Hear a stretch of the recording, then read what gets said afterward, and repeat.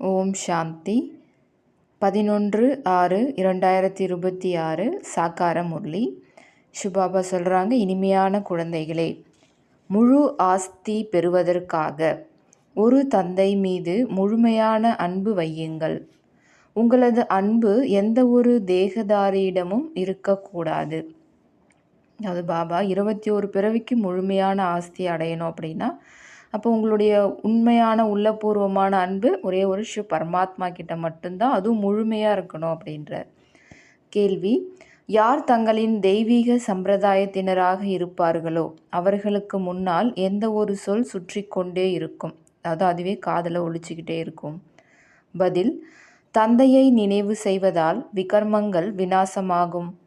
மேலும் தேவி தேவதா தர்மத்தின் ஸ்தாபனை நடைபெறுகிறது என்று அவர்களுக்கு சொல்லும்போது இந்த வார்த்தைகள் அவர்கள் முன் சுற்றி கொண்டே இருக்கும். நாம் தேவதை ஆக வேண்டும், அதனால் நமது உணவு பானம் முதலியன சுத்தமாக இருக்க வேண்டும் என்பது அவர்களின் புத்தியில் வரும். பாடல்: கள்ளம் கபடமற்ற தன்மையினால் அவர் தனிப்பட்டவர். ஓம் சாந்தி. போலாநாத்தின் குழந்தைகள் கேட்டுக்கொண்டிருக்கின்றனர். யாரிடமிருந்து? போலாநாத்திடமிருந்து. போலாநாத் என்று சிவபாபா அழைக்கப்படுகின்றார். அவருடைய பெயரே சிவன்தான். போலாநாத்தின் குழந்தைகள் என்றால் சிவனுடைய குழந்தைகள். ஆத்மாக்கள் இந்த காதுகள் மூலமாக கேட்டுக்கொண்டிருக்கின்றன. பாபா சொல்கிறாங்க, இப்பொழுது குழந்தைகள் நீங்கள் ஆத்ம அபிமானி ஆகியிருக்கிறீர்கள். குழந்தைகள் டேப்பிலும் கூட முரளி கேட்கின்ற பொழுது சிவபாபா நமக்கு அறிமுகம் கொடுக்கின்றார். நான் அனைத்து ஆத்மாக்களின் தந்தை என்று அவர் சொல்வதை புரிந்து கொள்கின்றனர்.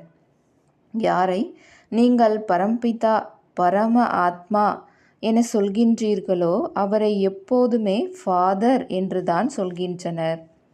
அவரை ஃபாதர் என்று சொல்வது யார்? ஆத்மா. ஆத்மாவிற்கு இப்பொழுது ஞானம் கிடைத்துள்ளது. வேறு எந்த ஒரு மனிதருக்கும் இந்த ஞானம் இல்லை. ஆத்மாக்களாகிய நமக்கு 2 தந்தையர் உள்ளனர். ஒருவர் லௌகீக தந்தை, இன்னொருவர் பரலௌகீக தந்தை. அதாவது ஒருத்தர் உடலுக்கான அப்பா, சரீரம் உடையவர். இன்னொருத்தர் ஆத்மாவுக்கான அப்பா, ஆன்மீக தந்தை, நிராகாரமான சிவ பரமாத்மா. இருவரிலும் பெரியவர் யார்? நிச்சயமாக பரலௌகீக தந்தையைத்தான் சொல்வார்கள். ஏன்னா இந்த லௌகீக அப்பாவே அந்த சிவ பரமாத்மாவை தான் துக்கத்தினுடைய சமயம் நினைக்கிறார். அதே போல் இப்போ நம்ம காட்ஃபாதர்னு லௌகீக தந்தையை சொல்கிறோமா, பரலௌகீக தந்தையை சொல்கிறோமா? பரலௌகீக தந்தையை தான் சொல்கிறோம். ஸோ அவர் தான் ஹையஸ்ட். பாபா சொல்கிறாங்க, அவருடைய மகிமை பதிதர்கள் அனைவரையும் பாவனமாக்குகின்ற பரலௌகீக தந்தை. இதையும் இப்பொழுது நீங்கள் புரிந்து கொண்டிருக்கிறீர்கள். உலகத்தில் இதை யாருமே புரிந்து கொள்ளவில்லை. பாபா புரிய வைத்துள்ளார். உங்களுக்கு பரலௌகீக தந்தையிடம் அன்பு உள்ளது. மற்றவர்களுக்கு விநாச காலத்தில் விபரீத புத்தி. ஏரோப்ளைன், டேங்குகள் முதலியவற்றை ஒருவர் மற்றவருக்கு விநியோகம் செய்து கொண்டுள்ளனர். அனைவருக்கும் வியாபாரம் செய்கின்றனர். பணத்திற்கு யாருக்கு என்ன வேண்டுமோ அதை கொடுத்து கொண்டே செல்கின்றனர். கடனாகவும் பெறுகின்றனர். ஆக ஏரோப்ளைன், வெடி மருந்து முதலியவற்றை வாங்குகின்றனர். இந்த பொருட்கள் அனைத்தும் மிகவும் விலை உயர்ந்தவை. வெளிநாட்டில் உள்ளவர்கள் தயாரிக்கின்றனர். அவர்கள் பிறகு விற்றுக்கொண்டே இருக்கின்றனர். இப்பொழுது எந்த பொருட்களை வாங்குகின்றனரோ அவற்றை நிச்சயமாக பயன்படுத்துவார்கள். வீசி எறிவதற்காக பெற்றுக்கொள்ள மாட்டார்கள். அவர்கள் விநாச காலத்தின் விபரீத புத்தி உள்ள யாதவ சம்பிரதாயத்தினர். ஐரோப்பா முழுவதிலும் உள்ளனர். அதில் அனைவரும் வந்து விடுகின்றனர். பாபா சொல்கிறாங்க, பாரதமோ அவிநாஷி கண்டம். ஏனென்றால் அழிவற்ற தந்தையின் பிறப்பிடம். பாபா வருவதும் பழைய உலகம் முடிவடையும் நேரத்தில்தான். எப்பொழுது விநாசத்திற்காக ஏற்பாடுகள் நடைபெற்று கொண்டு இருக்குமோ அப்போதுதான் அவர் வருகிறார். பாபா சொல்கிறாங்க, அவர்கள் ஐரோப்பிய யாதவ சம்பிரதாயத்தினர். அவர்கள் சத்யுகத்தில் இருக்க மாட்டார்கள். பௌத்தர்களோ கிறிஸ்தவர்களோ கூட இருக்க மாட்டார்கள். அவர்களுடையது விநாச காலத்தில் விபரீத புத்தி. ஏனென்றால் பரமாத்மா தந்தையை சர்வவியாபி என சொல்லிவிடுகின்றனர். நீங்கள் விநாச காலத்தில் அன்பான புத்தி உள்ளவர்கள். நீங்கள் தந்தையை அறிவீர்கள். இப்பொழுது நாடகம் முடிவடைகின்றது. அனைவரும் வீட்டிற்கு திரும்பிச் சென்றாக வேண்டும். உங்களுக்கு பாபா ராஜயோகம் கற்பித்து கொண்டிருக்கின்றார். இது அனைவருக்கும் இறுதியான சமயம், அதாவது மரணத்தின் சமயம். ஆக அந்த யாதவர்களுக்கும் ஈஸ்வரனிடம் அன்பு கிடையாது. அதனால் விநாச காலத்தில் விபரீத புத்தி என சொல்லப்படுகின்றது, அதாவது எதிர்மறையான புத்தி என சொல்லப்படுகின்றது. அகில பாபா சொல்கிறாங்க, எந்த ஒரு தேகதாரி மீதும் அன்பு வைக்கக்கூடாது. ஏன்னா அவங்க எல்லாம் படைப்புகள், அவங்கக்கிட்ட இருந்து ஆஸ்தி கிடைக்காது. சகோதரனுக்கு சகோதரனிடமிருந்து ஆஸ்தி கிடைப்பதில்லை. ஏன்னா நம்ம எல்லாம் ஆத்மா பாயி ஆகையால் இங்கே யார்கிட்ட இருந்தும் ஆஸ்தி நம்ம அடைய முடியாது. ஆத்மாக்களாகிய நமக்கு பரமாத்மா கிட்டேருந்து அப்பா கிட்டேருந்து தான் ஆஸ்தி கிடைக்கிது. இதுவும் நல்லபடியாக புரிய வைக்கப்பட்டுள்ளது. இதிலும் கூட யார் தீவிர அன்புள்ளவர்களாக இருக்கின்றனரோ அவர்கள் பாபாவிடம் முழுமையான அன்பு வைக்கின்றனர். பாபா புரிய வைக்கிறாங்க, நாளுக்கு நாள் வாயுமண்டலம் அசுத்தமாகி கொண்டே போகும். பார்க்கின்றீர்கள் எவ்வளவு கலகம் குழப்பங்கள் ஏற்படுகின்றன. அதனால் புரிந்து கொள்கிறீர்கள், இப்பொழுது இவை அனைத்துமே அழிந்துவிடப் போகின்றது. நாம் புது உலகிற்கு செல்ல வேண்டும். ஆக புது உலகத்தை நினைவு செய்ய வேண்டும். எல்லையற்ற தந்தையையும் ஆஸ்தியையும் நினைவு செய்ய வேண்டும். வேறு யாரையாவது நினைவு செய்தால் எதுவும் கிடைக்காது. அம்பு எய்தவுடன் அந்த இடத்திலிருந்து கங்கை வெளிவந்ததாக காட்டுகின்றனர். கங்கை நீரை வாயில் ஊற்றுகின்றனர். கொஞ்சம் கங்கை நீர் கிடைத்தாலும் முக்தி அடைந்து விடுவார்கள் என நினைக்கின்றனர். அதாவது பீஷ்ம பிதாமகர் இறக்கும் தருவாயில் அங்கே போர்க்களத்தில் அம்பு படுக்கையில் இருக்கும் பொழுது அர்ஜுனர் அம்பு எய்ததாகவும் அப்போ கங்கை வெளிப்பட்டதாகவும் அந்த கதையில் காண்பிக்கிறாங்க. ஆனால் பாபா சொல்கிறாங்க, இங்கே உள்ளது ஞானத்தின் விஷயங்கள். நீங்கள் கொஞ்சம் ஞானம் கேட்டாலும் கூட பலன் கிடைத்துவிடும். இது ஞானம் கேட்பதற்கான விஷயம், அமிர்தம் அருந்துவதற்கான விஷயம் கிடையாது. இது ஞானமாகும். அதே போல் போக்டே அன்னைக்கு தீர்த்தம் தராங்க, அது அமிர்தம் அருந்து தராங்க அப்படின்னு புரிஞ்சிக்க வேண்டாம். அது இனிப்பான நீர். மற்றபடி இது ஞானத்தின் விஷயம். ஞானம் அதாவது படிக்கணுன்னெல்லாம் முயற்சி செய்யணுன்றார் பாபா. ஞானம் என்றால் தந்தை மற்றும் சிருஷ்டியின் முதல் இடை கடை பற்றி அறிந்து கொள்வதாகும். இந்த சிருஷ்டி சக்கரம் எப்படி சுற்றுகிறது? யார் 84 பிறவி எடுக்கின்றனர்? அனைவருமோ எடுக்க முடியாது. முதலில் பாரதவாசிகள்தான் வருகின்றனர். அவர்கள்தான் முழுமையாக 84 பிறவி எடுக்கின்றனர். யார் தேவதையாக இருந்தனரோ அவர்கள்தாம் 84 பிறவி எடுத்து தூய்மையற்றவர்களாகி விடுகின்றனர். பாபா வந்து பிறகு முள்ளிலிருந்து மலராக ஆக்குகின்றார். பாபா சொல்கிறாங்க, மனிதர்கள் தேக அபிமானத்தில் வந்து 5 விகாரங்களில் சிக்கிக்கொள்கின்றனர். இப்பொழுது ராவண ராஜ்யம். சத்யுகம் தெய்வீக ராஜ்யமாக இருந்தது. சிவ பாபாதான் சொர்க்கத்தை முழுமையாக படைக்கிறார். சூரிய வம்ச லக்ஷ்மி நாராயணரின் ராஜ்யம் இருந்தது. இப்பொழுது நீங்கள் அறிவீர்கள், ஸ்தாபனை நடைபெற்று கொண்டிருக்கிறது. உங்களுக்கு விநாச காலத்தில் அன்பான புத்தி. அதனால்தான் நீங்கள் வெற்றியாளர்கள். பாபாக்கிட்ட அன்பு இருக்கிறதுனால தான் நீங்கள் வெற்றி அடையிறீங்க. முழு உலகத்தின் மீதும் நீங்கள் வெற்றி பெறுறீங்க. அகில பாபா சொல்கிறாங்க, இதை நல்லபடியாக நினைவில் வைக்க வேண்டும். பாபா சொல்கிறாங்க, பழைய உலகத்தை விட்டுவிட வேண்டும். இது விகாரி சம்பந்தம், பந்தனம் என சொல்லப்படுகின்றது. நீங்கள் விகாரி பந்தனத்திலிருந்து வெளியேறி நிர்விகாரி சம்பந்தத்தில் செல்கிறீர்கள். பிறகு அடுத்த பிறவியில் நீங்கள் விகாரி பந்தனத்தில் செல்ல மாட்டீர்கள். அங்கே இருப்பதே நிர்விகாரி சம்பந்தம். இங்கே சொர்க்கத்தில், சத்யுகம் திரேதாயுகத்தில். இந்த சமயம் அசுர பந்தனம் உள்ளது. ஆத்மா சொல்கிறது, எனக்கு சிவபாபாவிடம் அன்பு உள்ளது. பிராமணர்களாகிய உங்களுக்கு அன்பு உள்ளது. ஏனென்றால் யதார்த்த ரீதியில் அறிந்திருக்கிறீர்கள். அதாவது பாபாவை பற்றி நம்ம உண்மையான சரியான அறிமுகத்தை தெரிஞ்சிருக்கோம். அதனால் அவர்கிட்ட அன்பு இருக்குன்றார்.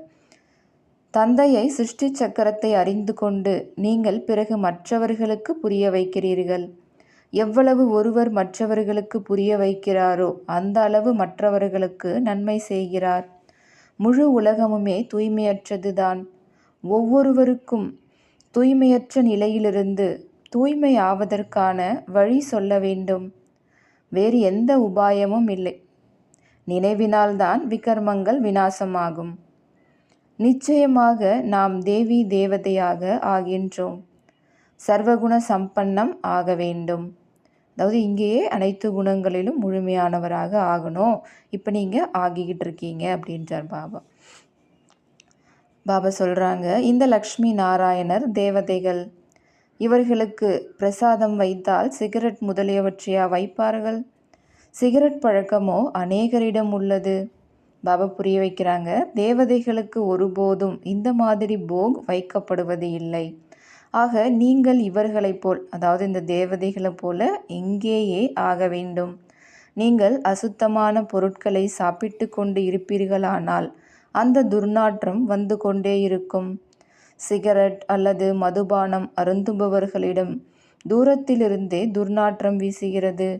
ஆக குழந்தைகள், நீங்கள் தெய்வீக குணங்களை தாரணை செய்ய வேண்டும். வைஷ்ணவர்களாக ஆக வேண்டும். சுத்தமான சாத்வீகமான உணவு முறையும் மேற்கொள்ளணும்.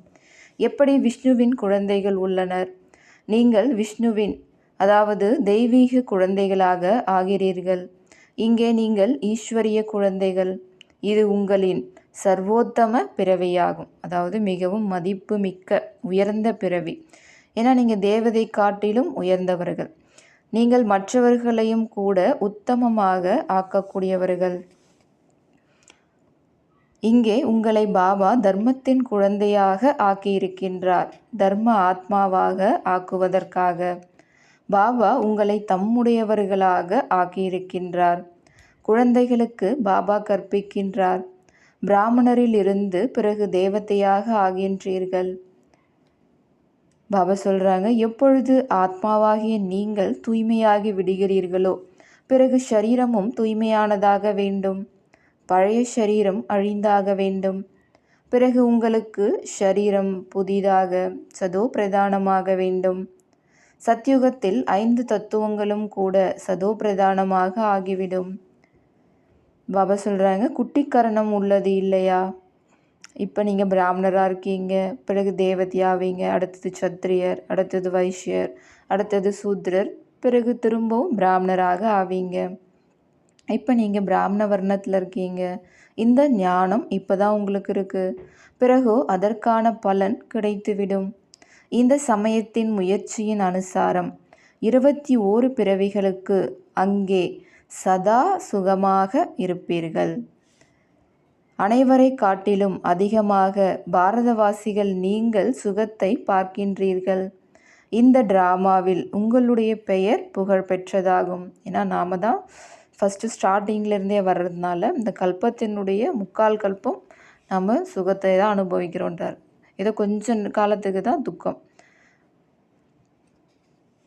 பாபா சொல்கிறாங்க, இந்த டிராமாவில் உங்களுடைய பெயர் புகழ் பெற்றதாகும். நீங்கள் அறிவீர்கள், நாம் தான் பூஜைக்குரியவர்களாக ஆகின்றோம். சத்யுகத்தில் நாம் யாரையும் பூஜிப்பது இல்லை, நம்மையும் யாரும் பூஜிப்பதில்லை. அங்கே நாம் பூஜைக்கு உரியவர்களாக இருப்போம். பிறகு கலைகள் குறைந்து கொண்டே போகும். நாம் பூஜைக்குரிய நிலையிலிருந்து பிறகு பூஜாரி ஆகி தலை வணங்குகின்றோம். துவாபர யுகத்தில் நாம் பூஜாரியாக ஆகத் தொடங்குகின்றோம். கடைசியில் பிறகு அனைவரும் கலப்பட பக்தி செய்பவர்களாக ஆகிவிடுகின்றனர். எல்லாரையும் நினைவு செய்கிறாங்க, பக்தி செய்கிறாங்க. நான் துவாபர யுகத்தில் ஸ்டார்டிங்கில் ஒரே ஒரு சிவ வழிபாடு, அதுதான் தூய்மையான பக்தி. இப்போ கடைசியில் எல்லாரையுமே நினைக்கிறாங்க, வழிபடுறாங்க. அதனால் இது கலப்பட பக்தின்றார் பாபா. இந்த ஷரீரம் 5 தத்துவங்களால் ஆனது. அதற்கு யாராவது அமர்ந்து பூஜை செய்கின்றனர் என்றால் அது பூத பூஜை என சொல்லப்படுகின்றது. ஏன்னா 5 பூதங்களால் தான் இந்த சரீரம் உருவாக்கப்பட்டிருக்கு. அப்போ அந்த சரீரத்துக்கு யாராவது பூஜை பண்ணுறாங்கன்னா அப்போ அது பூத பூஜைன்றார். அதே போல் பாபா சொல்கிறாங்க, ஒவ்வொருவருக்குள்ளும் 5 பூதங்கள் உள்ளன. தேக அபிமானம் என்ற பூதம், பிறகு காம குரோதம் என்ற பூதம். பூத சம்பிரதாயம் என்று சொன்னாலும் சரி, அல்லது அசுர சம்பிரதாயம் என்று சொன்னாலும் சரி, விஷயம் ஒன்றுதான். பூதங்களிலிருந்து விடுவிப்பதற்காக பாபா வருகின்றார் மற்றும் தன்னுடன் நினைவின் தொடர்பை வைக்குமாறு செய்து தேவதை ஆக்குகின்றார். குருநானக் கூட மகிமை பாடியிருக்கின்றார், பரம்பிதா பரமாத்மா மனிதரை தேவதை ஆக்கினார் என்பதாக. அவர்தான் தூய்மை இழந்தவர்களை தூய்மையாக்குபவர். நல்லது. இனிமையிலும் இனிமையான தேடி கண்டெடுக்கப்பட்ட செல்ல குழந்தைகளுக்கு தாயும் தந்தையும் ஆகிய பாப் தாதாவின் அன்பு நினைவுகள் மற்றும் காலை வணக்கம். ஆன்மீக குழந்தைகளுக்கு ஆன்மீக தந்தையின் நமஸ்காரம். ஆன்மீக தந்தைக்கு ஆன்மீக குழந்தைகளின் அன்பு நினைவுகள், காலை வணக்கம் மற்றும் நமஸ்காரம். தாரணைக்கான முக்கிய சாரம். முதல் பாயிண்ட், பிராமணரில் இருந்து தேவதை ஆவதற்காக தீய பழக்கங்கள் அனைத்தையும் விட்டுவிட வேண்டும். சூத்ரர்களை பிராமண தர்மத்திற்கு மாற்றி தேவதை ஆக்குவதற்காக ஈஸ்வரிய மிஷனின் அதாவது இயக்கத்தின் காரியத்தில் சகயோகி ஆக வேண்டும். புகைப்பிடித்தல், மது அருந்துதல் ஆகிய என்னென்ன தீய பழக்கங்கள் உள்ளனவோ அவற்றை நீக்கிவிட வேண்டும். 2வது பாயிண்ட், இந்த விநாச காலத்தின் சமயத்தில் ஒரு பாபாவிடம் உண்மையான அன்பு வைக்க வேண்டும். பழைய வீடு இடிந்துவிடப் போகின்றது. அதனால் இதனிடமிருந்து மனதை அகற்றி புதிய வீட்டின் மீது ஈடுபடுத்த வேண்டும், அதாவது சொர்க்கத்தின் மீது ஈடுபடுத்த வேண்டும். பாபா வரதானம் தராங்க. உயர்ந்த செயல்கள் மூலமாக நினைவு கூறுவதற்கு தகுதி பெற்ற யோகயுக்த் யுக்தியுக்த் ஆகுங்கள். உயர்ந்த செயல்கள் மூலமாக நினைவு கூறுவதற்கு தகுதி பெற்ற யோகம் நிறைந்த யுக்தி நிறைந்தவர் ஆகுங்கள்.